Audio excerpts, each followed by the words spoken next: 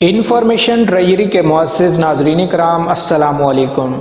ناظرین کرام، بحر الکاہل کے ڈیول سی یا شیطانی سمندر اور بحر اوقیانوس کے برموڈا ٹرائی اینگل میں کئی خصوصیات کے اعتبار سے مماثلت پائی جاتی ہے جو یہ سوچنے پر مجبور کرتی ہے کہ دونوں میں ایسا تعلق ضرور ہے جو دنیا کی نظر سے پوشیدہ ہے۔ ویڈیو میں مزید آگے بڑھنے سے پہلے ویڈیو کو لائک اور چینل کو سبسکرائب کر دیں۔ ناظرین، کہا جاتا ہے کہ اس پراسرار جگہ پر بے شمار حادثے رونما ہو چکے ہیں۔ یہاں یہ بات قابل ذکر ہے کہ دنیا میں یہ دو جگہیں ایسی ہیں جہاں قطب نما کام کرنا چھوڑ دیتا ہے۔ دونوں میں ہی متعدد بحری اور ہوائی جہاز غائب ہو چکے ہیں، اور تو اور ان علاقوں میں ایسے جہازوں کو بھی سفر کرتے دیکھا گیا جو برسوں پہلے غرق ہو چکے ہیں۔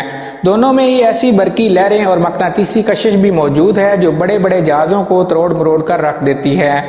امریکی میڈیا پر انہی جگہوں پر خلائی اور دیگر حقائق سامنے لانے والوں کو قتل بھی کیا جا چکا ہے۔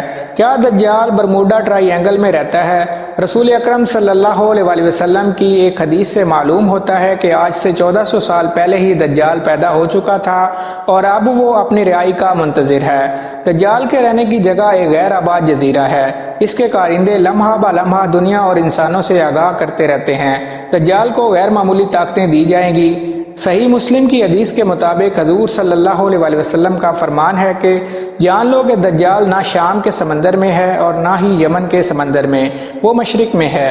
اب عرب سے مشرق کی جانب دیکھا جائے تو ڈیول سی یا شیطانی سمندر اور بحر اوقیانوس کے برموڈا ٹرائی اینگل ہی وہ دو جگہیں جنہیں یہودی بھی جہنم کا دروازہ مانتے ہیں۔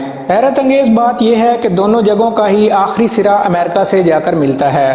مصری محقق عیسیٰ داؤد نے اپنی کتاب مثل برمودا میں کہا کہ دجال بحر الکاہل کے ان غیر آباد اور ویران جزائر میں تھا اور حضور صلی اللہ علیہ وسلم کے وصال تک وہ بیڑیوں میں جکڑا ہوا تھا، مگر آخری رسول صلی اللہ علیہ وسلم کے بعد اس کی بیڑیاں ٹوٹ گئیں اور وہ آزاد ہو گیا، مگر اسے خروج کی اجازت نہیں تھی، لہذا اب وہ ڈیول سی سے برموڈا ٹرائی اینگل تک رابطے میں ہے، جس کے قریب شیطانی تہذیب پروان چڑھ کر نقطہ عروج کو پہنچنے والی ہے۔ ناظرین، آج کی ویڈیو میں اتنا ہی تھا۔ اگر آپ کو ویڈیو اچھی لگی ہو تو ویڈیو کو لائک اور چینل کو سبسکرائب ضرور کر دیجیے گا۔ شکریہ۔